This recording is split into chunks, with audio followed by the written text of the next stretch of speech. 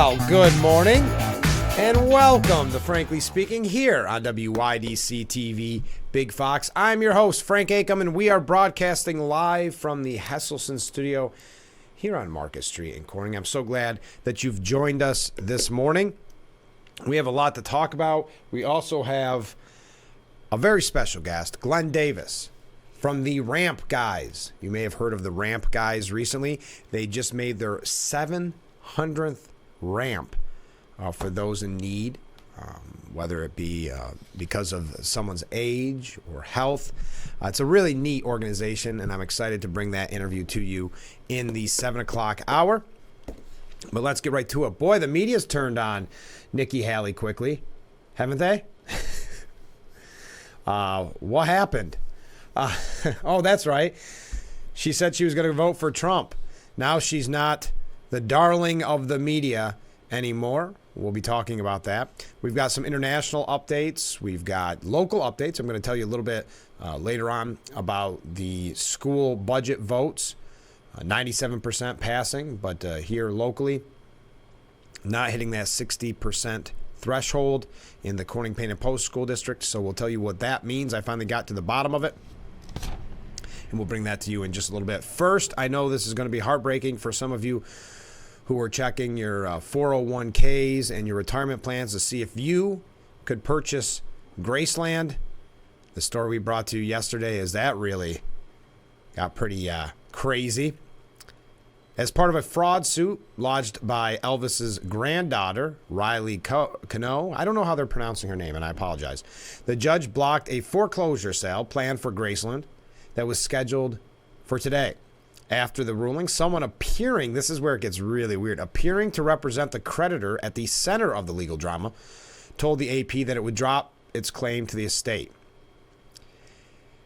In a signed affidavit, Kimberly Philbrick, who supposedly notarized the loan documents that were in the center of all this, said she never met Lisa Marie Presley, let alone notarized her signature.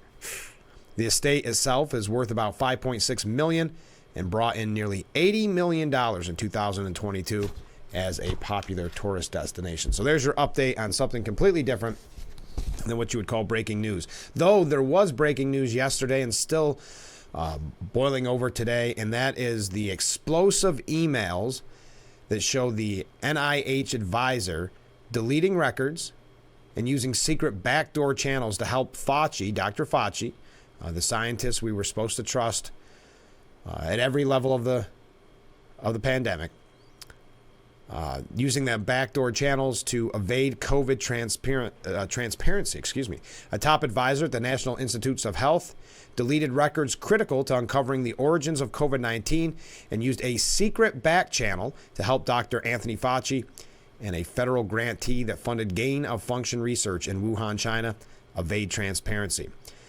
Dr. David Morans, another scientist, doctor we were supposed to trust, improperly conducted official government business from his private email account and solicited help from the NIH's Freedom of Information Act office to dodge records requests, according to emails revealed in a memo by the House Select Subcommittee on the Coronavirus Pandemic.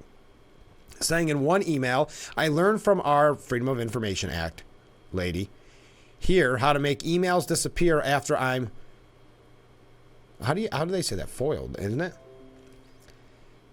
But before the search starts. So when the Freedom of Information Act request comes through, he found ways to make the emails disappear, but before the search even starts. Plus, I deleted most of those earlier emails after sending them to Gmail. I ask you both that nothing in all caps, gets sent to me except to my Gmail. Now, what was his excuse in front of that hearing yesterday? Well, he apologized, but it was all a joke. It was all in fun. Oh, we've all had those fun email chains where you talk about deleting sensitive information. It must have been like a frat house there, having so much fun in the National Institute of Allergy and Infectious Diseases. Let me try that again. This is what he said in front of the congressional hearing. It's just something I'm very ashamed that I can't put the toothpaste back in the tube. He called the emails black humor. Republican lawmakers accused Morins of deleting emails and using his personal email account to skirt Freedom of Information Act requests. And using a personal email account is really a no-no. In one of the newly released, I told you about that email. During Wednesday's testimony, Morins said that was a joke when he talked about making emails disappear and how to do it before and after the search started. That was a joke. Are you sure about that? We could subpoena her email too, meaning the Freedom of Information Act request lady, who he discussed how he can hide and be secretive with these sensitive emails. You said she gave you advice. So you were lying then, but telling us the truth now. And why lie about something so mundane? I wasn't lying. I was making a joke, he said. I said something like, I'll have a way to make it go away. But that was just a euphemism. Oh, boy. These scamps and their humor. Morins also wrote from his personal email account saying, we are all smart enough to know to never have smoking guns. And if we did, we wouldn't put them in emails. And if we found them, we would delete them. The irony of that statement as he put a smoking gun in an email. But, of course, you can't really blame the people involved in this in a way, because it's very much like Cuomo when he was full of that star power and that ego during the pandemic. And I'm not trying to tie this in with Cuomo for any other reason, that these people were so lauded and so praised, and they were the ones that we were supposed to adhere to their every whim, that I'm sure he believed he'd be able to delete this. He talked to a Freedom of Information Act request lady. He knew how to do it. He knew how to get away with this. What was he getting away with? Chairman James Comer asked Morins if he deleted any records or had any conversation with Fauci regarding deletions. Not to my knowledge. Now, this guy does not seem to be the most truthful person. But again, we're at the issue of defining what's a federal record. I deleted a lot of emails. I do it every day. At one point in the hearing, it got so bad that Morins offered, I don't know what to say except I'm sorry. Writing back in September of 2021, he says, as you know, I try to always communicate on Gmail because my NIH email has Freedom of Information Act requests constantly. That's the point, sir. Stuff sent to my Gmail gets to my phone, but not my NIH computer. So that, of course, is the whole point of the Freedom of Information Act requests. What is there to hide? And is that really this gentleman's sense of humor? Let me tell you how you could feel confident that I can delete your sensitive emails. LOL? He is accused of improperly conducting official government business from his private email account and solicited help, as I mentioned, from the Freedom of Information Act request, but laughed it off. And we could go through all the emails. There's no sense. They're all very similar. Don't worry, send to my Gmail. We know how to delete. We will never put a smoking gun in an email except for, isn't that what you are saying? Didn't you provide that smoking gun when you said that in an email? Diane Cutler, an ex-investigator for the U.S. Department of Health and Human Services, said he has violated the ethical standards of conduct for executive branch employees and had potentially violated criminal law. But again, I can't emphasize this enough. These are the people we were told we had to trust with not just our well-being, with every aspect of our life. And if you don't follow the science, boy, you were ostracized, you were a social pariah. You had to follow the science.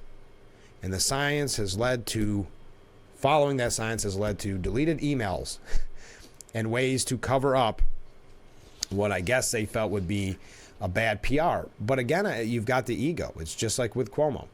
You've got the I'm untouchable attitude during the pandemic because you had the media, you had powerful Democrats all saying that you have to follow the science, that you have to trust these people.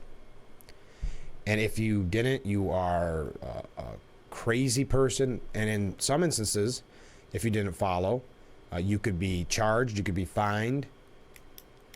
You remember the time well. Both Republicans and Democrats on the panel were united against Morin's. The information contained in these 30,000 pages of email are deeply concerning and, in my opinion, reflects poorly upon Dr. Morin's and the Office of National Institute of Allergy and Infectious Diseases under Dr. Fauci's leadership and the NIH under Dr. Francis Collins, said Subcommittee Chairman Brad Wenstrup, Republican from Ohio. Dr. Fauci's NIAID was unfortunately less pristine than so many, including the media, would have had us all believe. Yes, I mean, they were pure as the fresh-driven snow. You couldn't question them. You couldn't even ask if this was the proper procedures at the time. Ranking member Raul Ruiz from California, Democrat from California, echoed Wenstrup's remarks and calling Morin's behavior deeply troubling. But cautioned the emails were not a breakthrough moment in actually understanding the actual origins of the COVID-19 pandemic. What troubles me most about your conduct, Dr. Morin's, is the extent to which it so willingly betrays decades of dedication, diligence, and decorum from the thousands of federal scientists and public health workers who came before you, who have served alongside you, and who will serve on in the future. It is not anti-science to hold you accountable for defying the public's trust and misusing official resources. And that's a good point, too, because at the time, any question that we had was deemed anti-science, and you just have to follow the science. And this is what's going on behind the scenes. This sense of humor about deleting emails. Morin's, who is currently on administrative leave, characterized the emails as snarky and profane, but repeatedly said he could not recall the circumstances behind the messages. And the most damning email of his back-channel talks with Fauci was a joke and insisted they had nothing to do with the inquiries. I don't remember. It's possible. He and I, meaning Dr. Fauci, usually never talked about that kind of stuff. It would be very unusual if it happened. When pressed, Morin's denied several times that he conducted official business on his personal email account or deleted records, only to later hedge his remarks and point to his efforts to defend Daszak against death threats. I was not aware that anything I deleted, like emails, was a federal record. I have no involvements in any grants and any aspects of any grants, he said, despite having taken credit in emails for helping EcoHealth obtain federal funding and helping defend it as a grantee to NIH officials. I had a personal friend who was in danger of being murdered, Morin said of Daszak at another point. But yet another point, Morin's threw his friend under the bus, quoting somebody who had told him of the controversial EcoHealth president, Peter's his own worst enemy because he made some mistakes on that grant. This guy seems sleazy, doesn't he? But here we are, how many years later, and we're finally getting to the bottom of some of what was happening behind the scenes, and I'm guessing this is just the tip of the iceberg. Alarmingly, the emails released Wednesday show Morin's lightheartedly discussing getting a kickback for his assistance to the disgraced Manhattan-based EcoHealth Alliance, which funded experiments on bat coronaviruses at the WIV between 2014 and 2021. Morin's denied trying to be compensated and described the email as employing typical black humor between people like Peter and me and other folks who show up in these emails. Nicole Malatakis shot back saying, well, I don't think any of us think it's a funny joke. You are representing the United States government. You're representing an agency and you're asking a grantee, do I get a kickback? Wow. But again, you were crazy for having any questions. And Morin's and Daszak constantly mocked proponents of the lab leak theory, including Senator Ron Johnson and Rand Paul, calling them nutters and conspiracy theorists. Wow. There's some bad emails here. In a November 18th, 2021 email, he revealed that Fauci helped then CDC Director Dr. Rochelle Walensky land her job before suggesting that he believed the reason for it was, and I quote, she does wear a skirt. This is the scientists that we were supposed to follow. Representative Mariette Miller Meeks said at that time in the hearing, I find your comments to be disgusting in regards to that email. Yeah, he had some other, we'll say, dirty, blue emails that I'm not going to get into here at this point. You can find this great extensive coverage at the New York Post. But again, remember, follow the science. All right, it's amazing. And again, it's very fascinating to see the things that we were talking about at the time, saying this doesn't seem right. Why can we not question these people at all? To see now, I should say, what was being done a little bit behind the scenes is very, very eye-opening. Speaking of hearings, we're going to talk about an upcoming hearing in the House, and we've got a lot of other issues to get to as well. We're just getting started, and I'm already running late, which is typical because we have a lot to discuss this morning.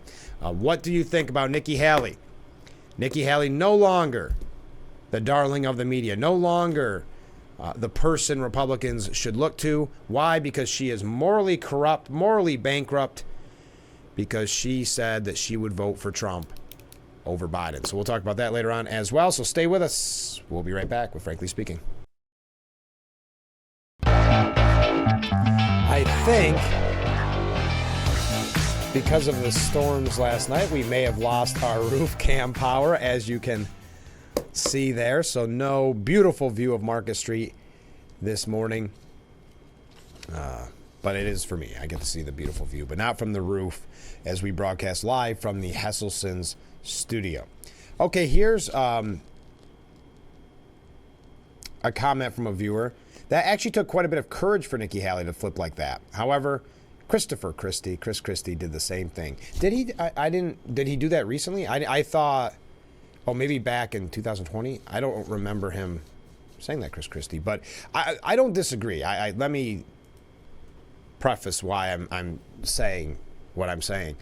I just think it shows, again, the example of the media and how they try to control who the Republicans pick.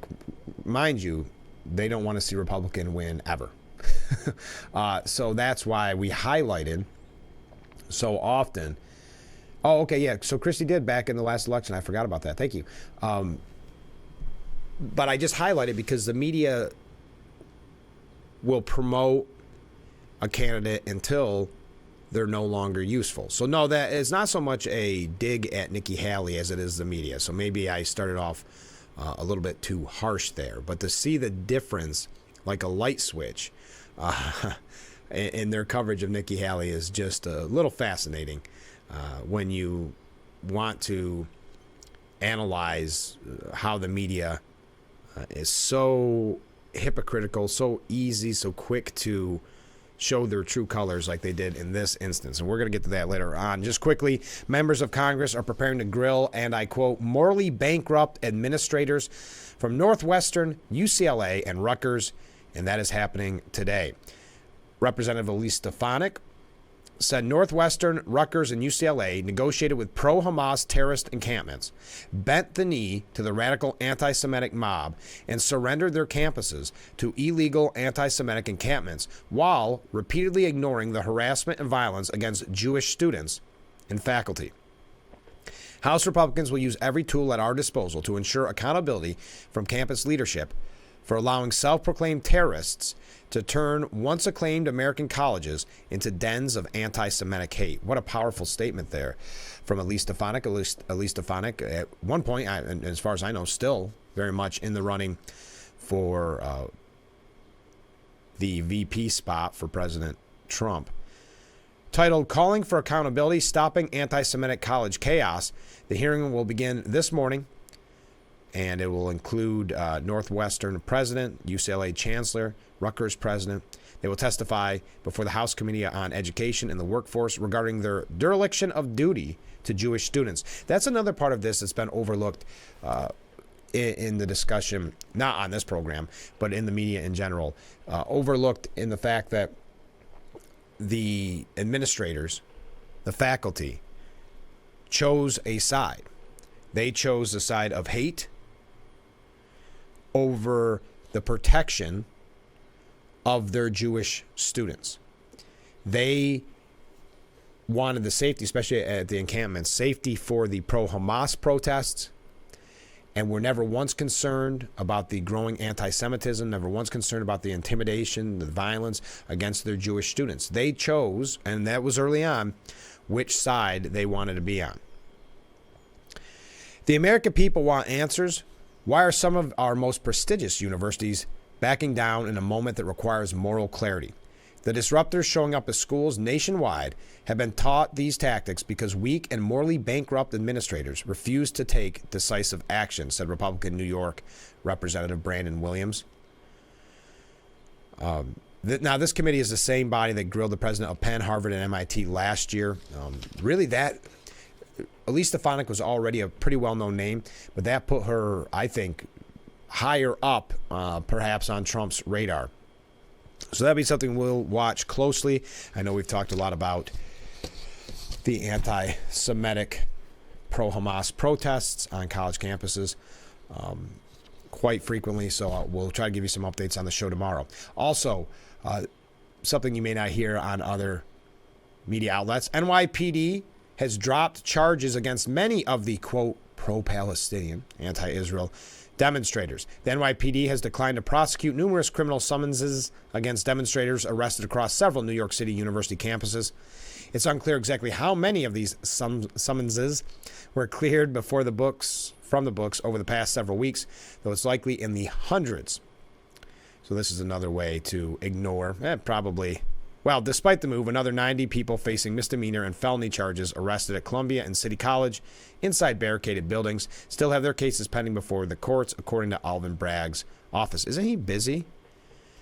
There was that pushback. Remember, the real anger from those in the media and from the administration and the faculty at college campuses wasn't the anger about the Jewish students being intimidated and threatened. The anger was, or they weren't angry that the quote-unquote protests started growing and disrupting graduations, disrupting classes. It was not that it was left to run amok. That was not the problem either. The administrators and the media were upset that police were ever involved at all. The police were called in by these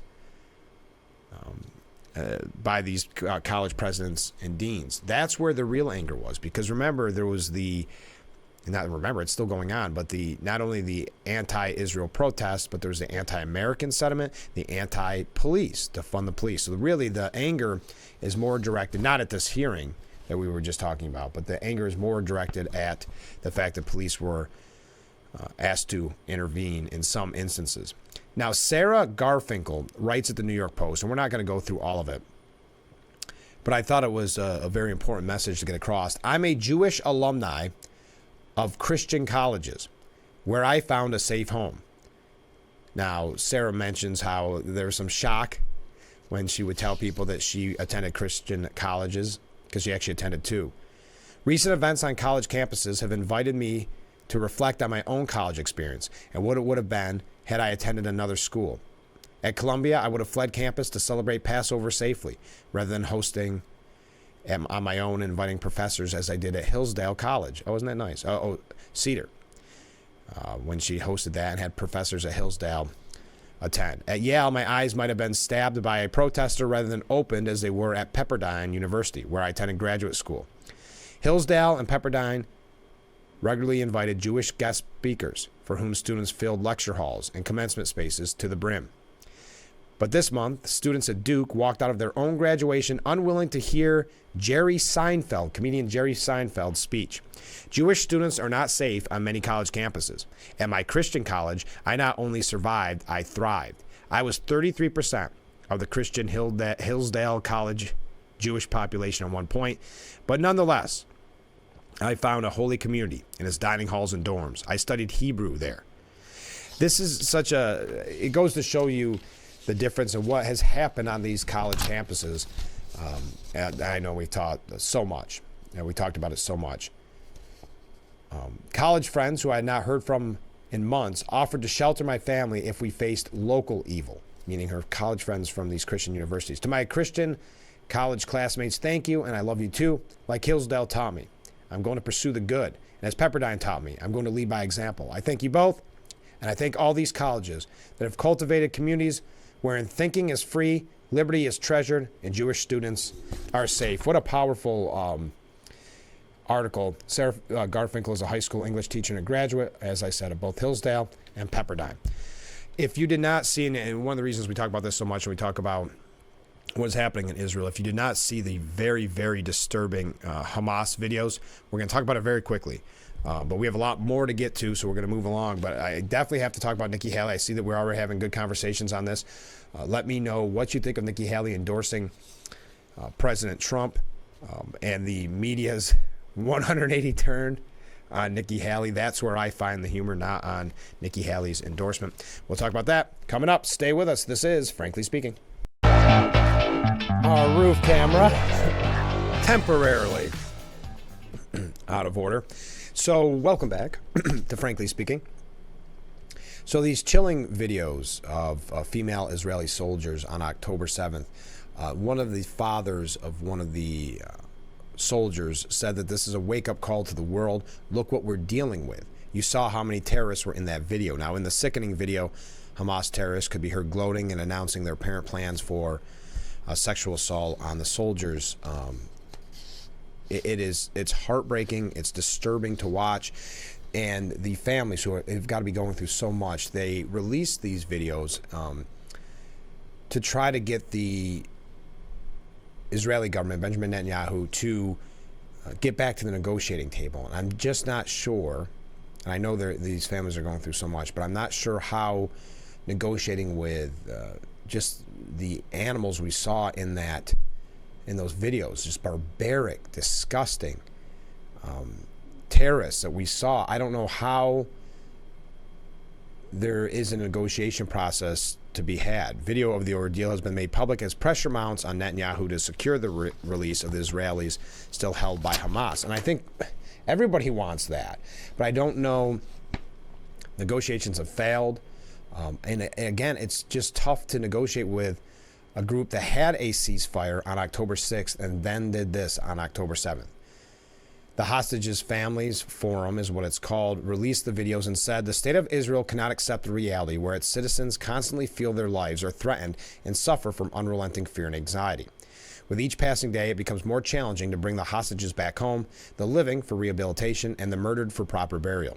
The Israeli government must not waste another moment and must return to the negotiating table today.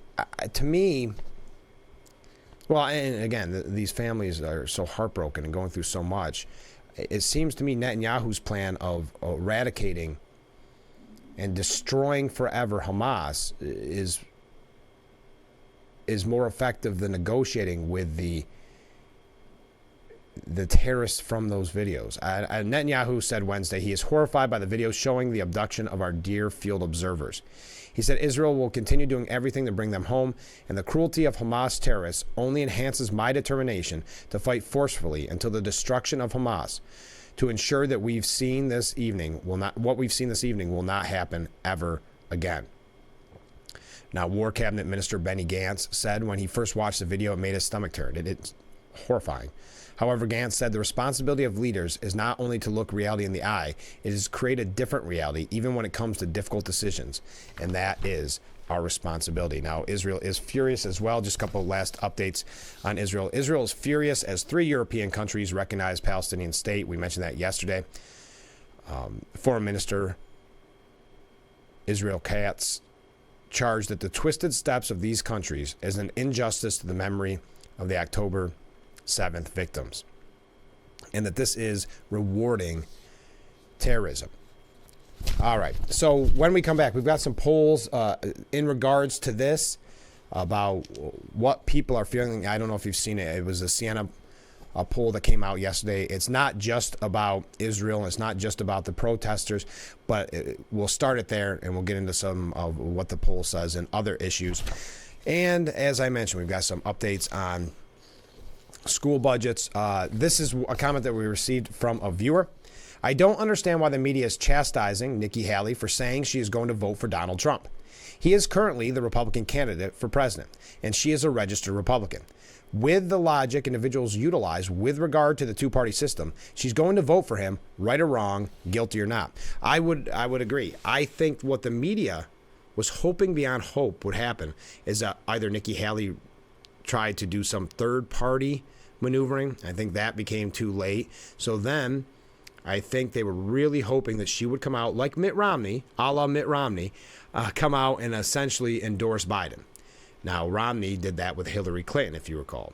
And that's why there was that troubling, and that's why I mention it so often, the troubling aspect when they the media, that is, started talking about Nikki Haley, where it was so reminiscent of Mitt Romney.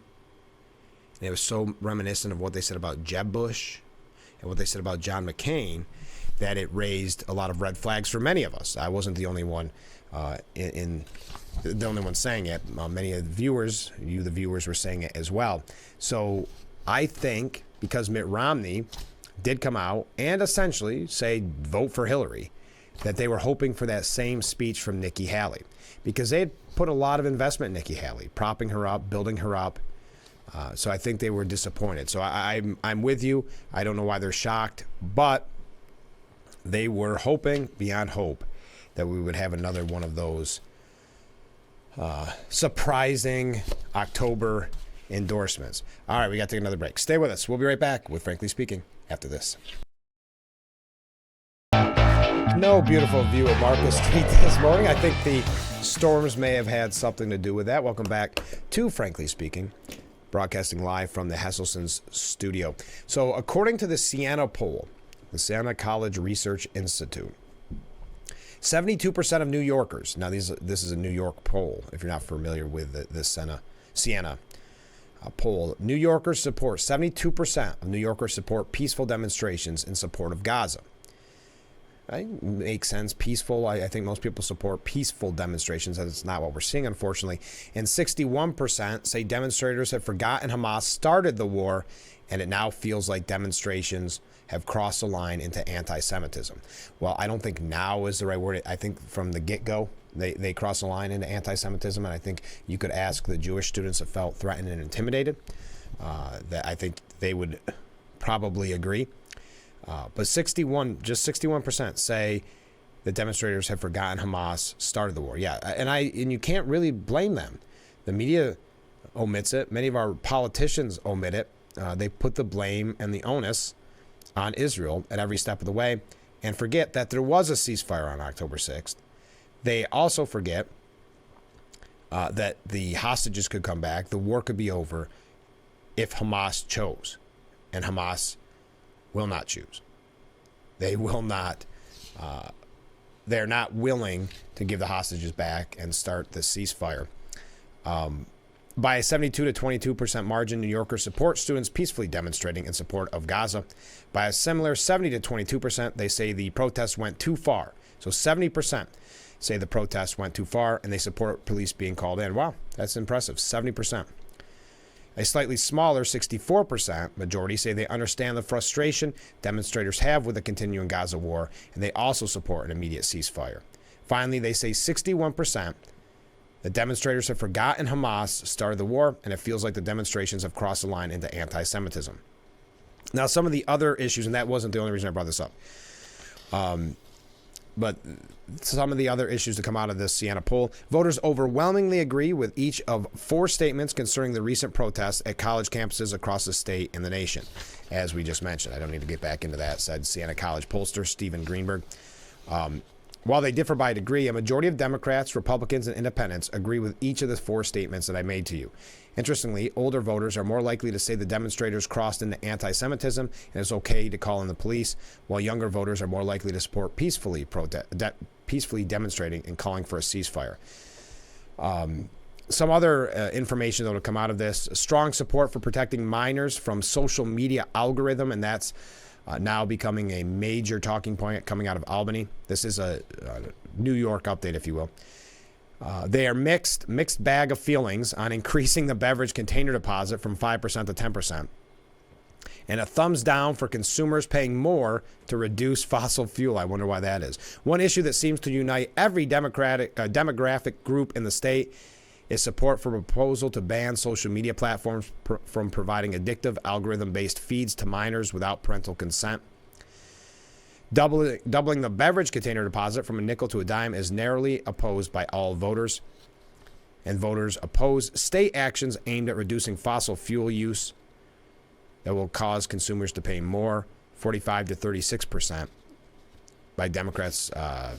But now this is okay. Now let me skip ahead. I'm sorry. I'm going to too many numbers, and I don't like doing this on the program when we just start reading numbers. But there's something really important here. President Biden has a 45% to 50% favorability rating, so he's underwater. Little has changed from April. His job approval rating improved slightly to 46% as compared to 51% opposed. Now, this is why it's important. And this is Greenberg, the man who we mentioned earlier. Quote, that works for CNN. Quote, in a state that hasn't voted for the GOP candidate for president since Ronald Reagan 40 years ago, and where Democrats hold a 26-point enrollment advantage over Republicans, Biden only leads Trump by a narrow 9 points. While 18% of Democrats support Trump, only 9% of Republicans support Biden, and independents are evenly divided at 37-37. There's only a small gender gap as Biden leads with men by 5 points and with women by 12. Just interesting that Biden is only topping Trump in deep blue New York State by 9 points. Those are numbers that I would think scare the Biden campaign. Now, voters are paying attention to the Trump trial, but the outcome either way doesn't appear to move many voters. 2/3 of voters, 66%, say they are paying a great deal or some attention to Trump's trial. 40% of voters think Trump will be found guilty, while 35% think he will be found not guilty. If he is found guilty, 14% say it will make them more likely to vote for Trump, 17% say less likely, and 65% say it will make no difference. Democrats think Trump will be convicted. Republicans don't. Independents lean towards not. But the outcome, before there is one, doesn't matter much to voters. As large majority of Democrats, Republicans, and independents say guilty verdict or not, the outcome will have no effect on their vote. So I'll ask that question to you. Will it affect your vote one way or the other? What that hush money trial brings. Now, we've got a lot more to talk about. We're jumping around a lot of topics this morning. I hope that you're having as much fun as I am, covering as much as we can. Coming up in the next hour, we'll be talking with Glenn Davis from the Ramp Guys. The Ramp Guys just finished their 700th ramp. And this is a pretty neat story that I think you're really going to enjoy. That's in the next hour. But right now, we've got to take another short break. Stay with us. This is Frankly Speaking here on WYDC TV. Big Fox. And we are back. Broadcasting live from the Hesselson studio here on Market Street in Corning. Since I just mentioned the hush money trial, quickly, just to show you how the media reacts sometimes, trying to, I think, goad Trump into some type of angry Twitter response or X response. Donald Trump is too scared to speak in his own defense, but that's not slowing him down. This coming from, who wrote this? I think the print cut it off. Sarah Baxter is the director of the Marie Colvin Center for International Reporting. Interesting. Donald Trump has complained nonstop for weeks about being gagged. The hush money trial has been monstrously unfair, he wailed. According to his own version of events, his prosecution was a horrible witch hunt built on lies because America's self-described favorite president never had that interaction with Daniels in the first place, let alone tried to subvert the course of the 2016 election by paying $130,000 for her silence. Isn't it amazing how, again, the media and those that dislike Trump, how they have no concerns about the precedent this is set. We know, we talked about extensively the charges Bragg brought up, where you're talking about, I guess, ignoring statutes of limitations. You're talking about really a convoluted crime where they've never really defined the crime. And we don't have to, for lack of a better term, relitigate conversations we've had about this in the past. But was he afraid of perjuring himself? We can only speculate. Imagine how much more convincing Trump would have been to jurors had he felt able to look them in the eye and say calmly to them that he did not do what was being accused. The fact that his lawyers were terrified, they were terrified, that he would make an appalling witness did not make his decision to remain silent any less craven.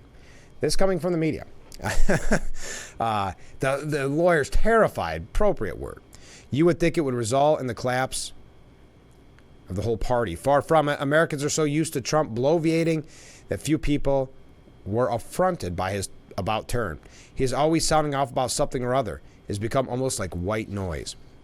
If there is a hung jury, we will count it as a victory. If he walks free, he'll be, I don't even know what that word is, so I better not do it. And Joe Biden's campaign will be seriously affected. At least Trump can't help pretending he was forced to stay silent. He was, what?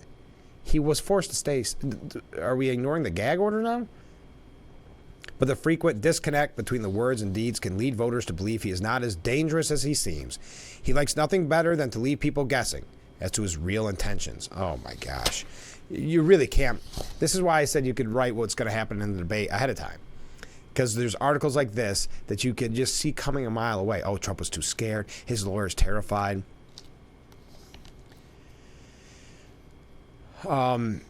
The voters that are not in support of Biden may come home. This is Biden now, that this article continues with, in the final stretch. But it would be complacent for the Democrats to rely on those voters who are not happy with Biden right now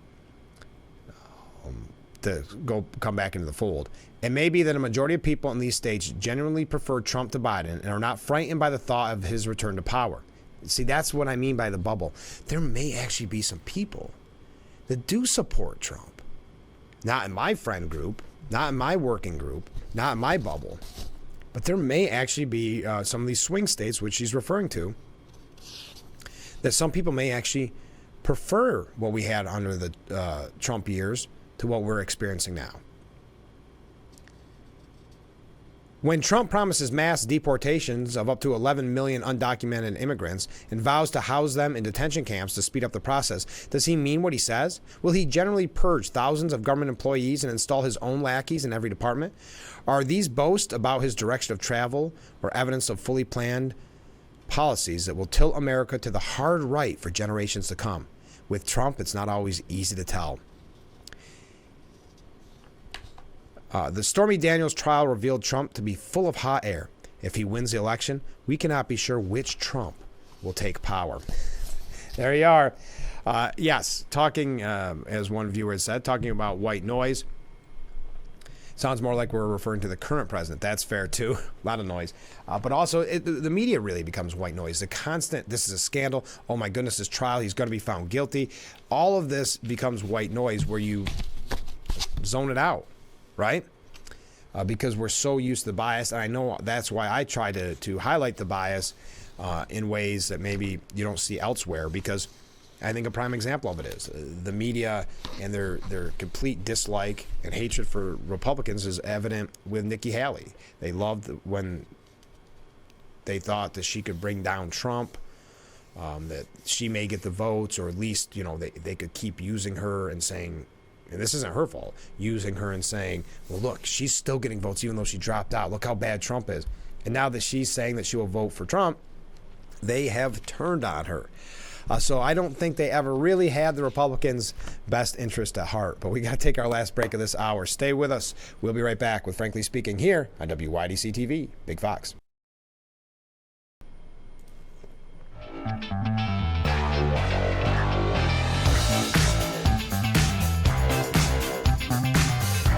I know we don't have a view of Marcus Street. I apologize. I didn't mean to leave that up on the screen so long. Welcome back to Frankly Speaking. Hour number one, nearly through. It's unbelievable. We've covered so much. When we get back into the next hour, so the second hour of Frankly Speaking, we're going to give a quick update on the school budgets. We're also going to talk a little bit, obviously, about Nikki Haley. I'd love to hear your opinion on that. What you think of Nikki Haley endorsing Donald Trump and the media's coverage of it now. One other thing on the trial, because we were talking about it. AOC admitting what we all knew and what we've all been talking about. The New York City trial is keeping Donald Trump off the campaign trail. Simple as that. Alexandria Ocasio-Cortez said, by the way, he's doing it in the South Bronx, not to make a point, but because he's got court and the man practically has the legal version of an ankle bracelet around him, and he can't leave the 5 bureaus because you always have to be in court. And so it is truly an embarrassment to him. So sometimes AOC may believe herself to be a little bit too smart by half, because what she's saying there is what people have been decrying when it comes to lawfare. Hey, he's embarrassed. He doesn't like it. I mean, It goes back to when they had Stormy Daniels giving such personal information. They want that embarrassment. They want that harassment. So she's excited about saying, oh, yeah, he's also embarrassed. He's embarrassed by the fact that he can't leave because of the court case. So he has to campaign in South Bronx, which he wants to do. I think it goes to show you really how powerful the Trump, how do I want to word this? Trump's campaign is when it comes to saying, you know what? We're not going to do things the way they've always been done. We're going to talk to people in areas that may not be historically friendly. And he did this back in 2016. I think it's a wonderful move.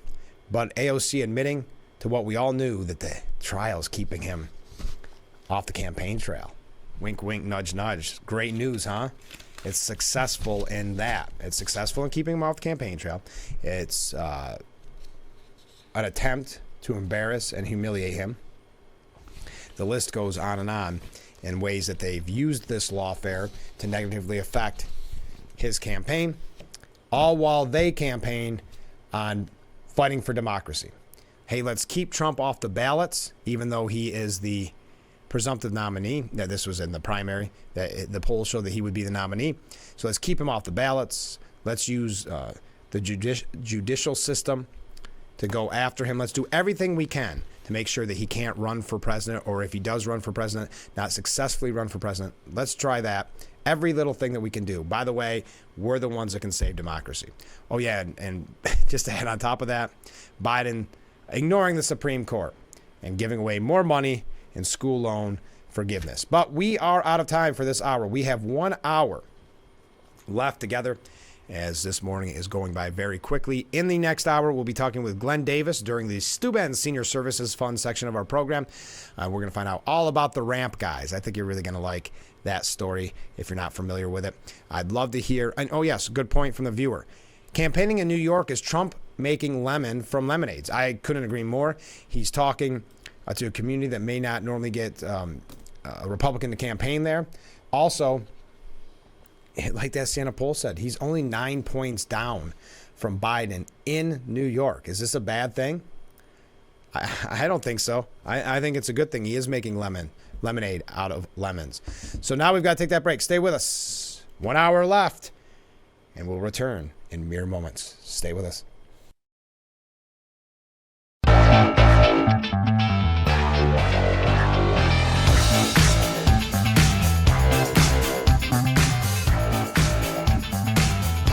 Hour number 2 of Frankly Speaking. Welcome.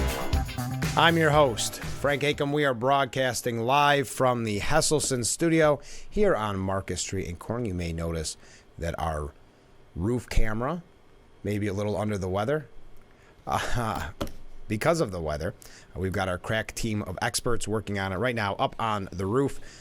We're doing our best to bring that view back to you. We've got a lot to talk about this morning. We're going to be talking with Glenn Davis, as I said, just to recap.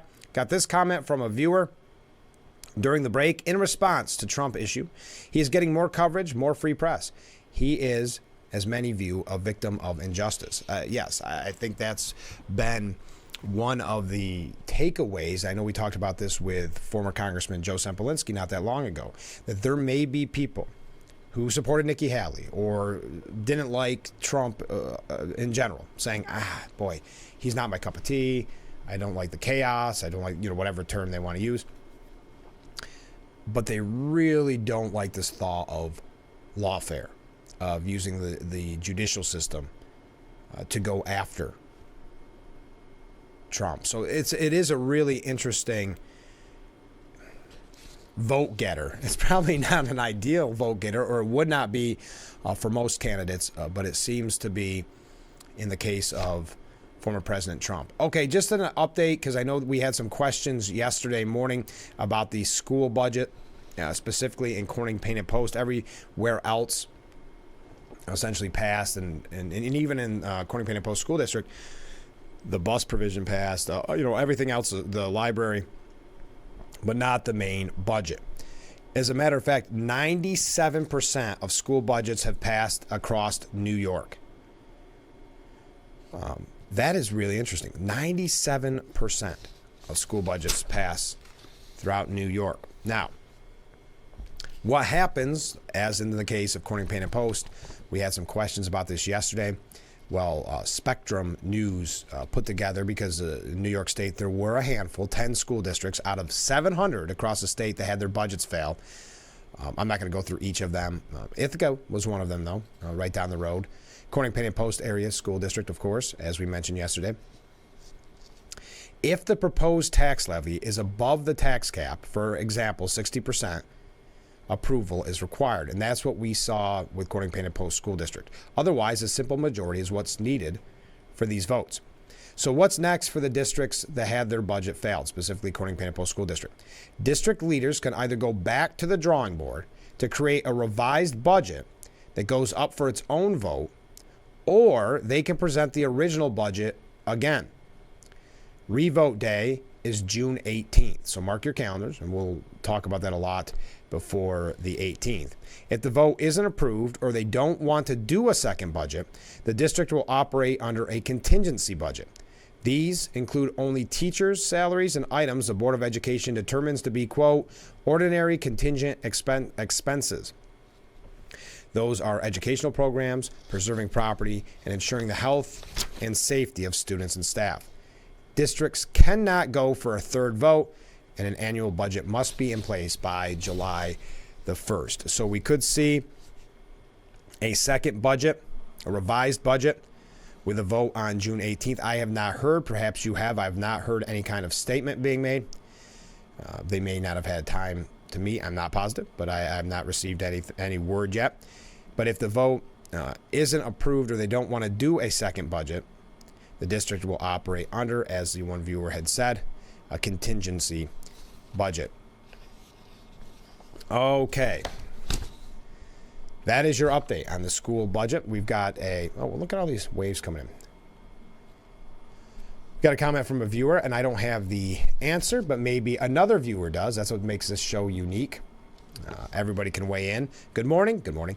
What is going on with code enforcement in Elmira and Southport? There is your question. I don't have the answer, but if you do, one of the viewers out there has an opinion on it, please feel free to weigh in. Did I just add? Yeah, okay. Waves coming in droves. Thank you very much.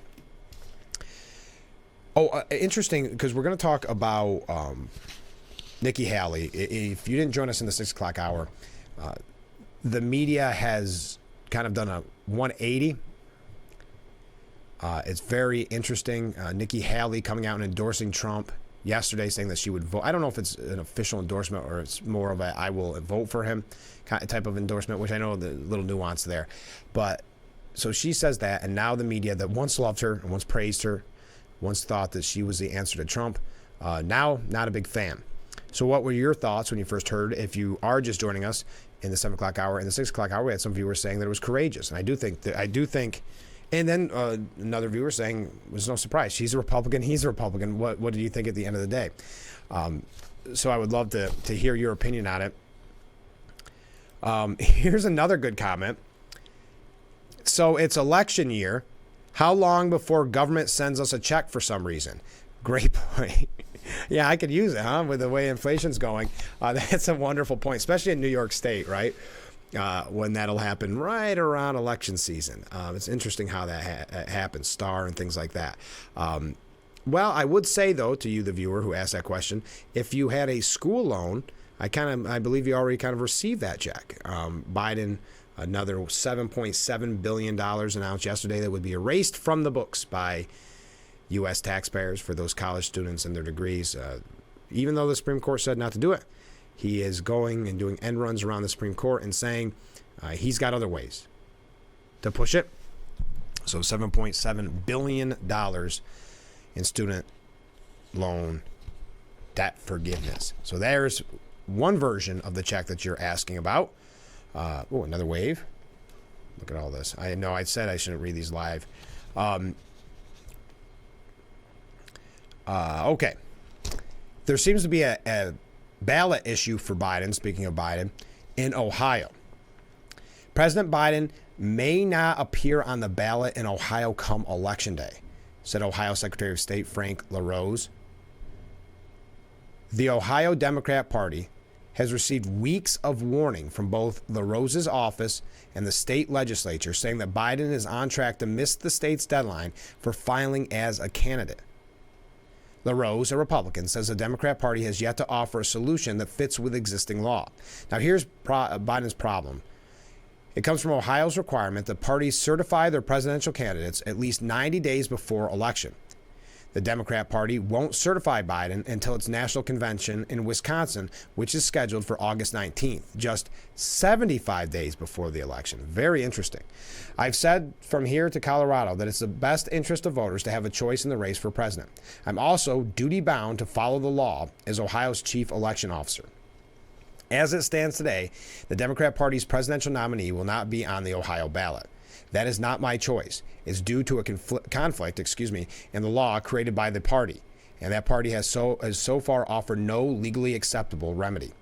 The Ohio Speaker said today there won't be a legislative solution, so I've sent a letter to Ohio Democrats chair seeking again a solution that upholds the law and respects the voter.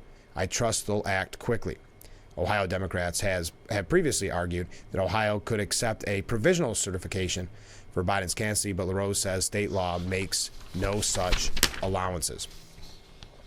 This is very interesting. LaRose said either the state legislature needs to change the law to allow Biden's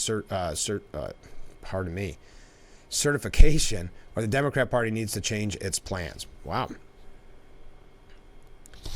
Well, there you are. Just a quick update on that. Boy, we've got a lot of comments coming in. I don't want to read them live on the air. So Nikki Haley, that's a big story of the day. Nikki Haley says she will vote for rival Trump after staying silent for months. Biden has been a catastrophe, she said. Did you also, since I was talking about Biden, I just want to get your take on Nikki Haley, but White House Press Secretary KJP, she offered a stunning defense of Biden's refusal for more than 3 years to use executive powers to tackle the U.S.-Mexico border crisis. And there's been a lot of back and forth because we know Chuck Schumer is going to put forth that quote-unquote bipartisan bill because he knows that then, or at least this is what they attempted to do in November, hang that on the Republicans. See, we tried, and they wouldn't work with us. And, of course, we know negotiation in that sense just means caving to their list of demands. But some have called for, because this is normally number one, sometimes number two, on voters' biggest concerns, illegal immigration. So they know they have to do something. So there's been talks of Biden using executive orders. There's been talks of different ways they can maneuver this to take some of the heat off of them. So when asked by a reporter, White House Press Secretary Karine Jean-Pierre said, the reporter asked, why isn't he doing anything? She said, why should he have to do it unilaterally? Justifying Biden's prior inaction as he considers finally using the presidential powers to limit the number of asylum applicants. The 81-year-old president's top spokeswoman added, why shouldn't we do it in a legislative way? The defense was immediately ridiculed online. Jason Miller tweeting, no chance fellow White House spokesman John Kirby would have been smart enough to shift the blame to others and act as though Joe Biden wasn't the sitting president of the United States. This is why she will remain as press secretary. Biden is considering issuing an executive order to shut down the border if migrant crossing surpasses 4,000 per day. And no one knows exactly where that stands at. But again, you're talking 3.5 years and more. A lot of people have said too little, too late at this point. Just interesting. Why should we have to do it? We got to take a short break. Stay with us. We'll be right back with Frankly Speaking here on WYDC TV. Big Fox will be back after this.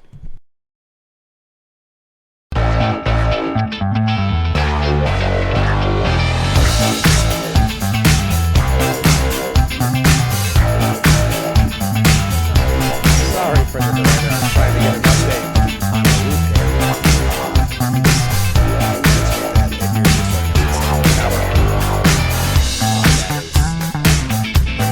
Issue with the roof here, most likely yesterday's storm.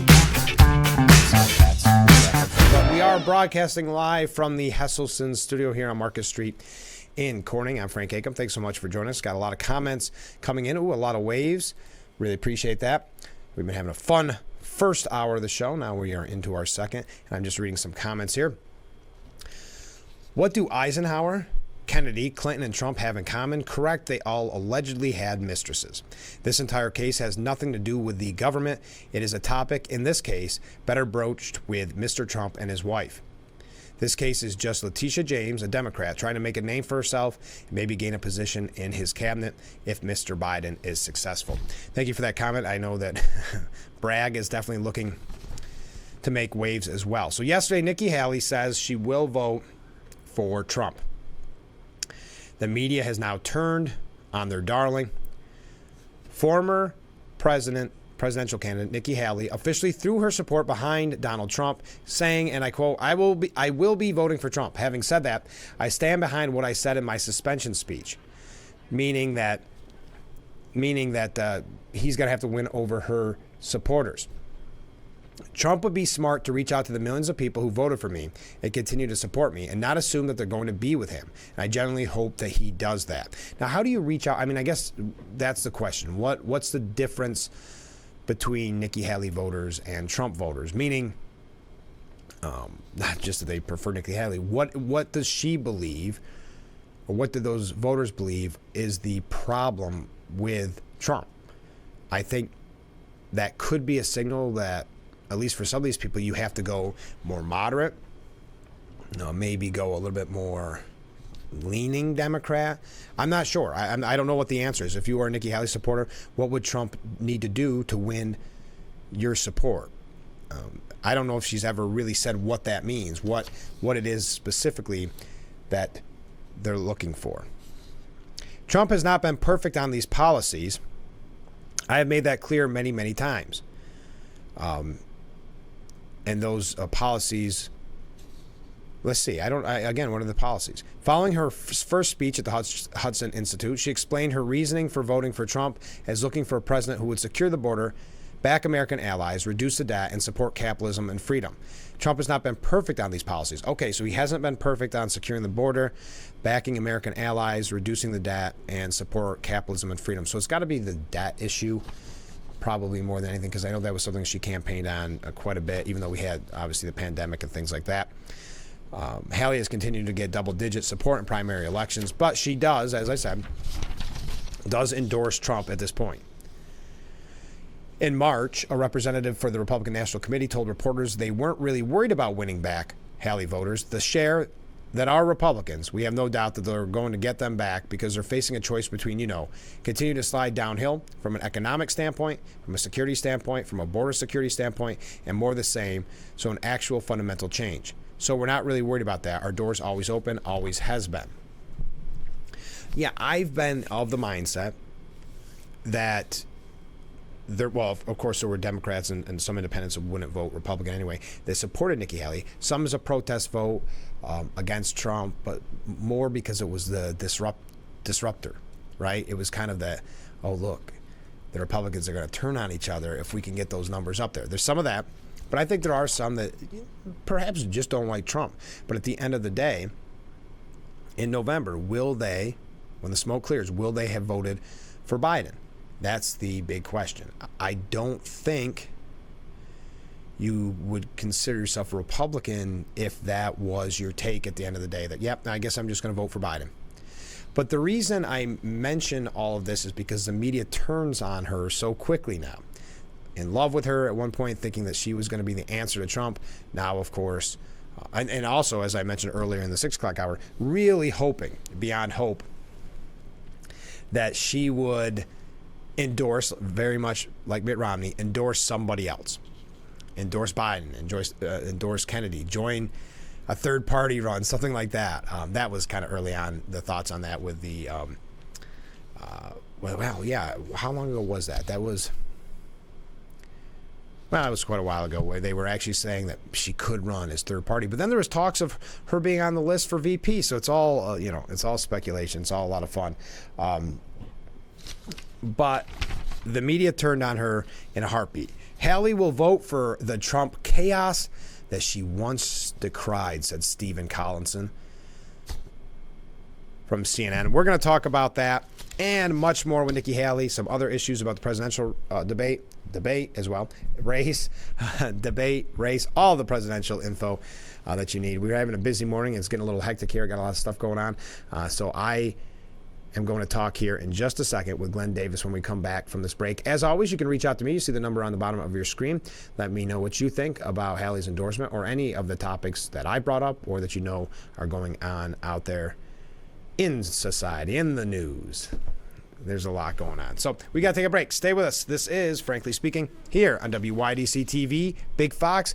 Coming up next, the Stu Benz Senior Services Fund section of our program. So do not go anywhere.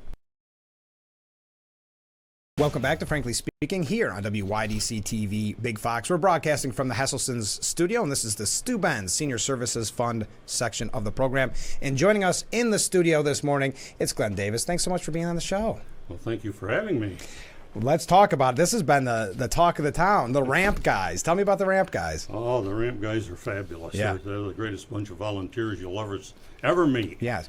How did it get started? For those that don't know, maybe explain a little bit what it is. I mean, you would think the name is a little it gives it away. How about that? But tell us what the ramp guys are. The ramp guys build handicap ramps for accessibility for people that have disabilities, whether they're using walkers or wheelchairs or whatever. And it started actually way back in 1996 was the first ramp. Did you? 98. I'm sorry. Wow. 1998 was the first ramp. And the way it started was the Avoca United Methodist Church at the time burned to the ground in 96. And so we had to build a new one. We had several members of the congregation that had just retired, and they were good handymen. Not carpenters, That's but good handymen. Pretty lucky.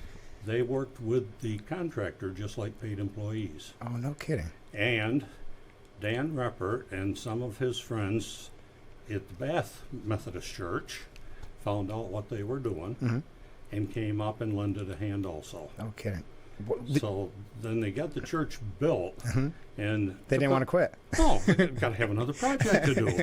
Dan had started a men's group in the Bath Church to do just certain things, like that, helping people. Sure. And so that was the beginning of the ramp guys, because the guys from Avoca went down and helped the guys down to Bath build that first wheelchair ramp. It was an $800 ramp in 1998. It's probably changed a little bit. It's changed a whole lot. Did you think back in 1998 that it would last this long, that you would be, essentially you did get 700 ramps built so far? I'm sure that nobody had any idea that it would ever blow. In the early days, they'd only build a handful every year because there wasn't altogether that much call. Sure. Today it's 30, 40, 50 a year. Wow. And so it's really ballooned. And the opportunity for us to help as many people as we have is just phenomenal. And I definitely want to talk about that in just a little bit. But how long does a typical project take? Well, to actually build the ramp, usually a half a day or a little better. Oh, okay. Usually we meet at the warehouse. We work out of the SPCA building in Bath. Okay. And they had a big truck bay they weren't using for animals. Oh, so wow. They let us store our materials in there and use it as a workshop. So we meet there at 8 o'clock in the morning, load up the trucks, and go to the job site. Isn't that fun? And if we don't run into any major problems, by 2 o'clock, we're usually done. Sometimes it goes a little longer. Sure.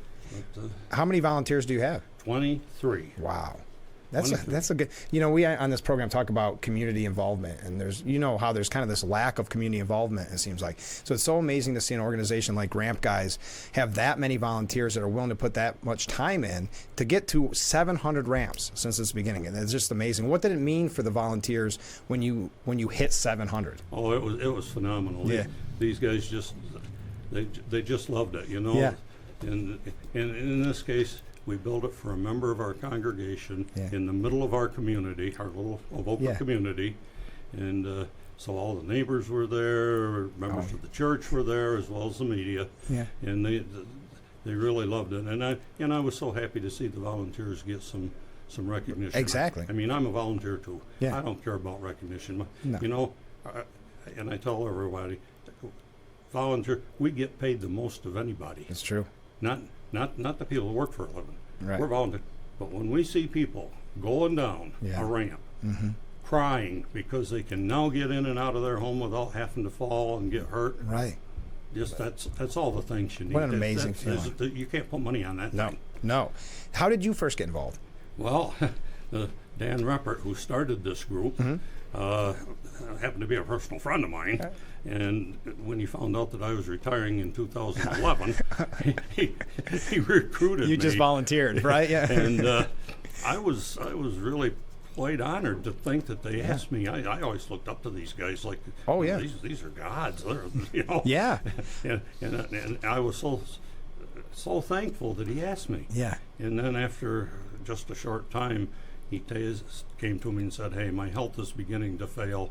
I can't take the leadership role anymore. I need to have you take it over." And I said, "Well, I'm the newest guy on the list. That's how it works. He said, "Well, all the rest of them are still willing to build ramps. Yeah, they'll work. You haven't got a problem there." So you don't have any problem with all your volunteers. I mean, they're ready and willing at any time to essentially build a ramp. That's right. Wow. We normally work on Tuesdays and Thursdays. Okay. Now there's a reason for that, because we're mostly retired. Right. And they like their Mondays and Fridays to go along with their weekend for family things. Yeah, of course. And at our age, I think our average age has got to be about 75. Oh my gosh. We got several over 80. No kidding. Wow. And we can't stand to work 2 days in a row. Right. So Why should you? Tuesdays and Thursdays. Yeah, it's perfect. And if it's a rainy day, we work in the warehouse and we pre-build the base frames. Okay. And if it's a good day, we go out and put them together. So it's almost, I'm assuming, when you guys get together, it must almost be like being a part of a club, right? It's a fellowship like no other. Like with all the jokes, and I'm sure you must have a blast. They pick on each other, and just I sometimes warn the people ahead of time that we're building the ramp for. If you hear a whole lot of hollering and hooting, it's just these guys having a wonderful time doing it. Oh, isn't that great? Now, what is the typical? Because we talked about the first ramp and the cost.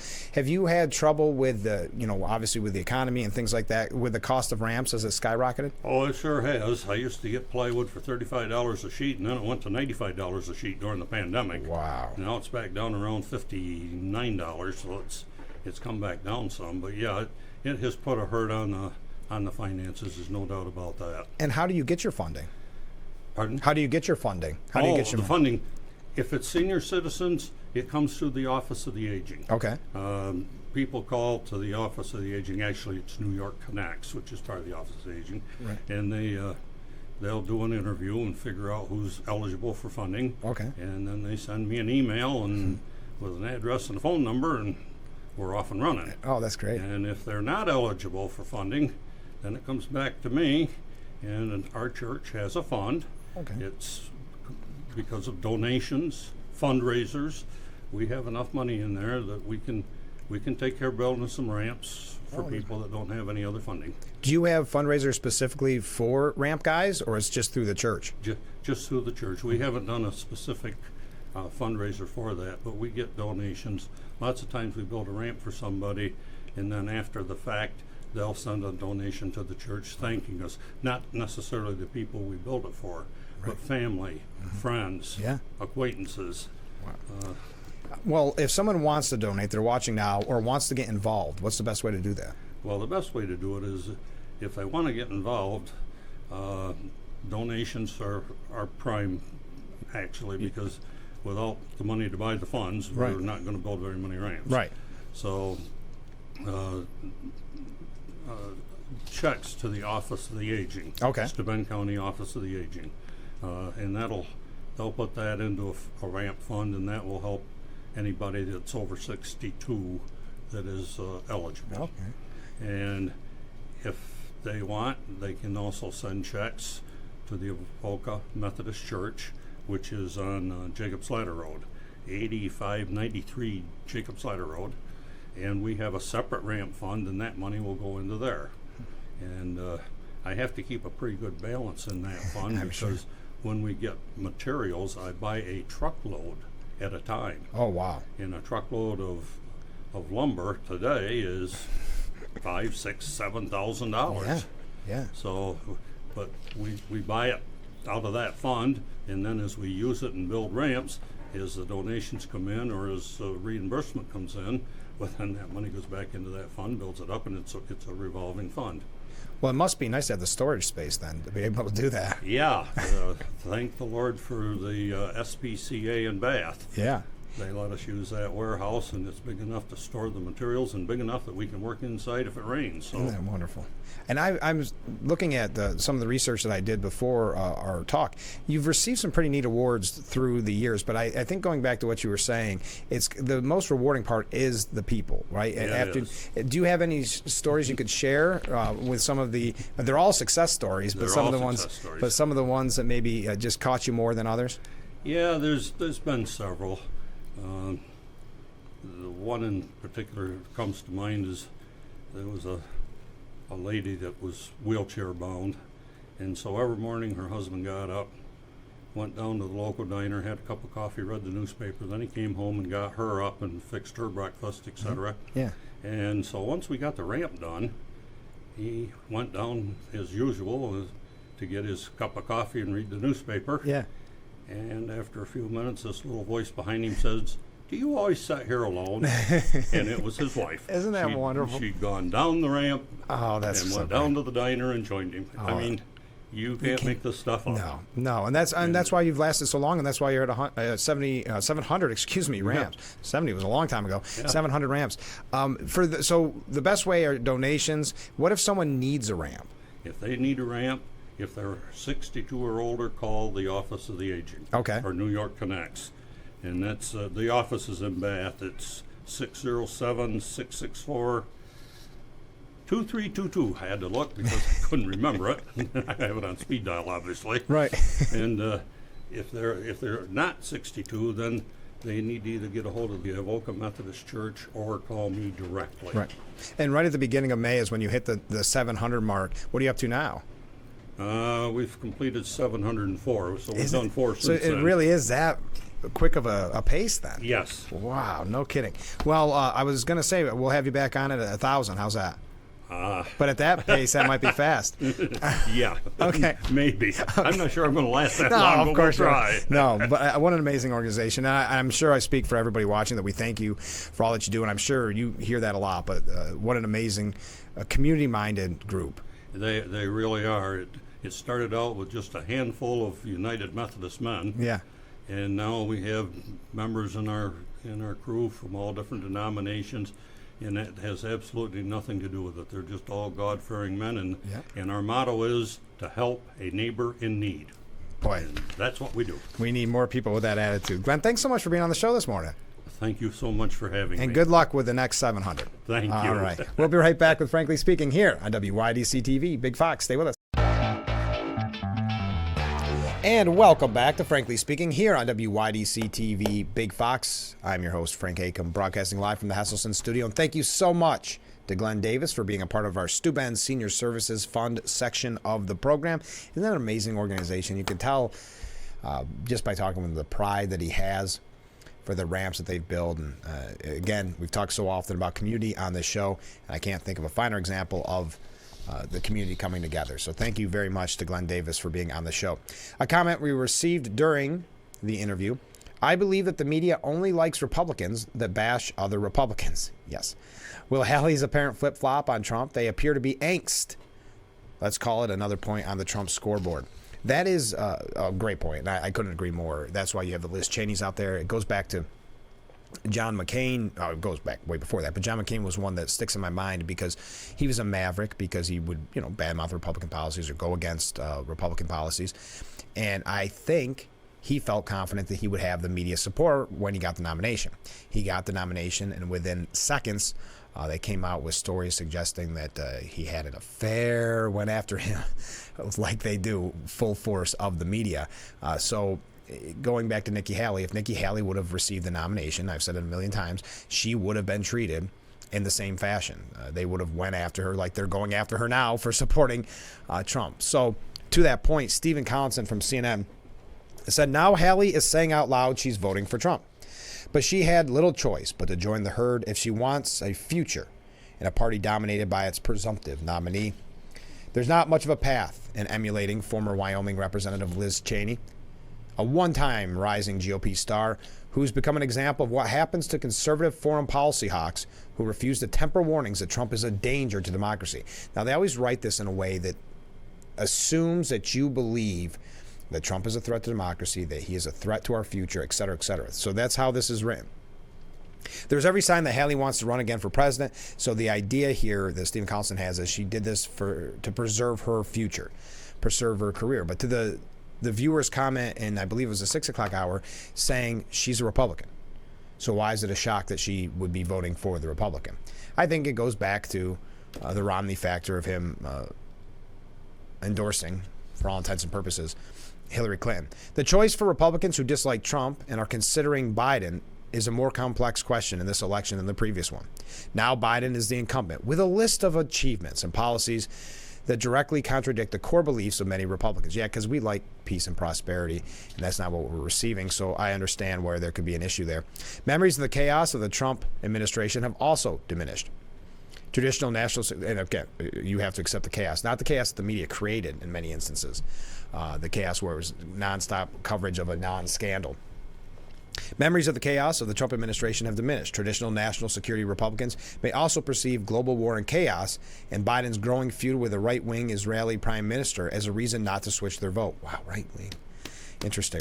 A lot of Republicans are making the same calculation because the performance of the Biden administration has been so appalling, said John Bolton. And then he quotes, and there's a lot more to this piece, and we're not going to go into it, but he said, rightly or wrongly, chaos follows Trump. Haley complained at almost every event. We have too much division in this country. We have too many threats around the world to be sitting in chaos once again, Haley would say about Trump. But that's the chaos she'll be voting for in November. Now, at MSNBC, Joy Reid, or I'm sorry, it wasn't Joy Reid, it was Nicole Wallace, taking it a little bit further. She was on the program Deadline. And NBC reporter Vaughn Hilliard said, Nikki Haley in 2015 said, Donald Trump is everything I taught my children not to do in kindergarten. I told my little ones, you don't lie and make things up. She ended up serving in his administration. Wallace just can't believe it. Who are these people? Hilliard continued. On January 6th, she called it an ugly day. She then said, a couple months later, that she wouldn't run against him for president. She ended up running for president. And then we saw Nikki Haley while her husband was deployed to Africa with U.S. Armed Services, mocked by Donald Trump for being away. And it was the words of Nikki Haley that were very explicit about Donald Trump. She said in part that they were disgusting, awful, and unhinged, and said that said that somebody that makes comments like that doesn't deserve to be commander-in-chief. Her own husband got on social media and fired back and said the difference between humans and animals would never allow the dumbest ones to lead the pack. His allies pushed extramarital affair rumors about her. This is somebody who suggested that she may not be eligible to run for president because her parents are immigrants. And today, her announcing she's going to vote for Donald Trump is just, I think, another chapter in something we've already lived out with the likes of Ted Cruz and Marco Rubio 8 years ago. She did raise her hand in that Republican debate and said she would vote for a convicted felon if Donald Trump was found guilty. And today, as evidence, she's sticking to her word. Now, where was this outline of things that they had problems with in the past? But Wallace then says, we need shrinks and cult experts to explain this because what you're reporting doesn't make a lick of sense to me. And it's so recent. I mean, J.D. Vance in 2015 said something similar. But for her and her husband to both have been feuding publicly with him just days and weeks before endorsing him is inexplicable to me at a human level. Well, Hilliard responded, I think it's power. And I think in American politics, access to power and a party that you identify with is a future. I think that we have a great share of individuals that have proved this time and again. That staying closely associated to Donald Trump is a guarantee that you're relevant within politics if you choose to remain in politics. Wallace says it's unbelievable. It's unbelievable. So we need shrinks and cult experts to understand the thinking of a Republican voting for a Republican. Here's a comment from a viewer. Just so Nikki Haley isn't considered for VP. Yes, I know there were some rumors about that for a little bit. I believe, if I'm not mistaken, the Trump campaign shot that down. I don't believe that will be the case, but how many times have we said on this program, you never know what decision President Trump will make. I've got a couple other things on that. Few more. Wow, we are moving fast. Yeah, I got to take a break. Stay with us. We'll be right back with Frankly Speaking after this. And we are back, Frankly Speaking, here on WYDC TV. Big Fox comment from a viewer. Every time I hear Liz Cheney's name, I think about when commentators on the left wished that her dad's heart would heave out of his chest when he had his heart attack. I just don't understand how she could have attached herself to the Dems. That's the problem I've had with her, Mitt Romney, so many others, that they go to the outlets that were so despicable to either them or their family. Because the media didn't like Liz Cheney when she wasn't bad-mouthing Trump. So it's tough to watch. I mean, they want to talk about Nikki Haley. She's selling out, essentially, by supporting Trump. Who are the real sellouts that are going to the outlets that hated them or hated their family and is still willing to get that attention by bad-mouthing Republicans? So that's why I disagree with some of what Stephen Collinson and others are saying. I think there is a future, at least in the media, if you badmouth Republicans. Chris Christie is another fine example. I see they're going after Doug Burgum now, that he blasted Trump back in 2016. The Clintons may be the luckiest family in the world because Bill doesn't win in 1992 without Ross Perot, and Hillary doesn't win in 2016 without Donald Trump. There's a lot of people who thought they were the smartest people in the room around 2016, wasn't there? But anyways, so now he's trying to be Trump's VP. I wouldn't say, is that blasting Trump? There was a lot of Republicans that said similar things at that time. They were clearly wrong. They didn't understand the way the politics were changing. They didn't understand that and I don't want to name any names, but anybody else that was a potential presidential candidate for the Republicans that year, if they would have debated Hillary, would have never stood a chance in the old politics way of things. Hillary and the Clinton machine wouldn't have happened without kind of an outsider like Trump. But now, and then they gave some other quotes. So I don't know, because I've had a lot of questions about Burgum. I think we all have, not good or bad questions, just questions in general, not knowing a lot about him. So now I find it a little intriguing that the media is trying to go after him. So does that make him a good candidate? Should we go that crazy? Or does it just make us pique our interest? Let's say it piques my interest anytime they try to dig up reasons to quote unquote disqualify a VP pick for Trump. Now, Trump revealed a new debate format for the upcoming showdown. Yes, it is really upcoming, a little over a month away. Donald Trump revealed yesterday that he has agreed to sit at a table with Joe Biden, despite his strong preference to stand. I'm not sure. I know Trump said anytime, anywhere, anyplace. So he has, in essence, painted himself into a corner. But boy, there seems to be a lot of giving. I was hoping, I think many of you were, to see, because a lot of this is because, let's face it, not everybody watches politics all day, every day. A lot of it, for some people, is the biggest chance they have of watching both candidates, or these debates, because it's almost like a heavyweight fight or a football game, right? So they'll tune that one in where they won't watch the nightly news. So standing, the idea was to see the health factor play in here. I hear now we're sitting at tables. I don't want to sit at tables, former President Trump said at WABC 770 AM. I said, no, let's stand.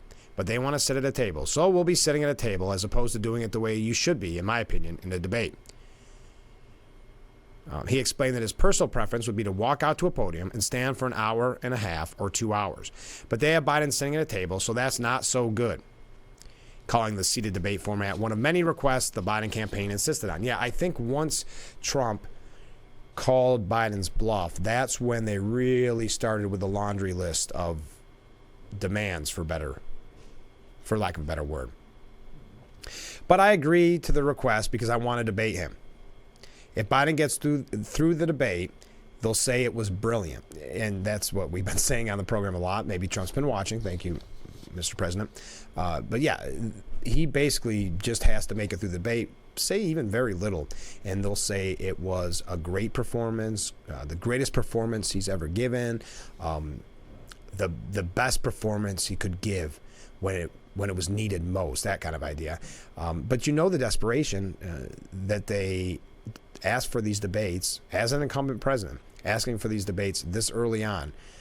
We know there's some desperation there, but when Trump called the bluff, that's when they realized they had to put all these caveats in, these riders. It's unclear if the seated format will be for both debates. There'll be no live audience at either forum. That's also a demand from the Biden campaign. So the first one coming up already on June the 27th. Let's take our last break, and we'll be right back with Frankly Speaking here on WYDC TV. Big Fox, please stay with us. And we are back with Frankly Speaking here on WYDC TV, Big Fox. I'm your host, Frank Acom, broadcasting live from the Hesselson studio. And we're just wrapping up the show, so we're going to go through a lot of quick hits here. But before that, here's a comment from a viewer. Frank, today appears to be a record wave day. You'll probably be on the news tonight. Yes, 15 waves. I didn't even notice. They were coming in so hot and heavy there for a while. And then we had people walking by, sometimes two at a time waving. You're right, 15. I probably will be on the news. I think it's newsworthy. Well, we are the news here on Frankly Speaking, and we're bringing it up now. So we made the news. Did you see, just because, again, something that the legacy media not really reporting on, vials, this is nasty, vials of blood addressed to Donald Trump were delivered to the RNC headquarters. The RNC thanking law enforcement who responded quickly and ensured everyone's safety. The revolting attack comes on the heels of pro-Hamas protesters violently demonstrating on college campuses and deranged Biden supporters physically attacking our campaign volunteers for supporting President Trump, the GOP leader added. Just mentioning that quickly because I'm not sure if you would see that elsewhere. They don't seem to like to report on things affecting Republicans. Did you see Hunter's laptop is finally deemed real? From the Biden Justice Department, coming from the New York Post editorial board that was censored because of the reporting on Hunter's laptop. It's already been confirmed as 100% real 8 ways from Sunday. But in case anybody still needed proof that the Biden laptop is real, look no further than the Biden Justice Department. Yes, special counsel David Wise is going to submit the laptop as evidence against Hunter in his upcoming gun trial. The irony is all the more delicious given that Wise is best known for working as point man on Big Guy Joe's efforts to make sure the first son faced no real punishment. It's the real McCoy, folks, as politicians and the media lie to us constantly, calling it such things as Russian disinformation and the like. Now, Hunter Biden is being hounded by truth and justice, and he only has his repeated lies to blame, according to Miranda Devine. Refusing to concede the laptop is his and pretending it might have been stolen by Russians or hacked by Rudy Giuliani has long been Hunter's mantra. But special counsel David Wise and his deputies, Derek Hines and Leo Wise, demolished the tall tales in a brutal memo, one of 13 lodged with the court. The defendant's theory about the laptop is a conspiracy theory with no supporting evidence. Hunter's laptop is real. Interesting. Yeah, I mean, he kept trying to hide it, and we've seen some of the pictures, and I don't think anybody can really blame him. A couple international stories to get to. Hey, we got another wave. Look at this. You're right. This is record-breaking. Mark your calendars, folks. You were a part of history on this day. 16 waves on Frankly Speaking. Maybe I might have even missed some. The numbers start getting that high. You feel like you've got Kardashians on Twitter kind of numbers at that point. China holds war games around Taiwan and vows flowing blood. This is very, well, we talked about it with former Congressman Tom Reed. It's not about if they go into Taiwan. It's about when, and they've seen the weakness, unfortunately, in this administration, and are clearly not concerned, whether it's because of the Afghanistan pullout, because of our weakening towards our ally Israel. It comes as no surprise. And China is actively arming Putin's war in Ukraine. That's what the UK has confirmed about this evil alliance. Again, we've talked about it a million times on this program. Our threats of China, Russia, and Iran. And it seems like we find more and more every day. And as more examples of it every day. And as we head out the door, the final record-breaking wave, folks, sitting at 17 waves. Thank you to everybody who joined us. Thank you to everybody who waved. Thanks for all the comments. And, of course, thank you to Glenn Davis from the Ramp Guys for being on our program this morning. Please join us tomorrow. You know we always have a lot of fun, and as you can tell, we have fun every day. But on Fridays, we just seem to cover a lot of Lot of topics. Oh, my goodness. I was wrong. We got one more. I better wrap up before the numbers just go off the screen. Thank you, everybody. Have a great day. We will see you tomorrow morning, bright and early, with Frankly Speaking, only on WYDC TV. Big Fox.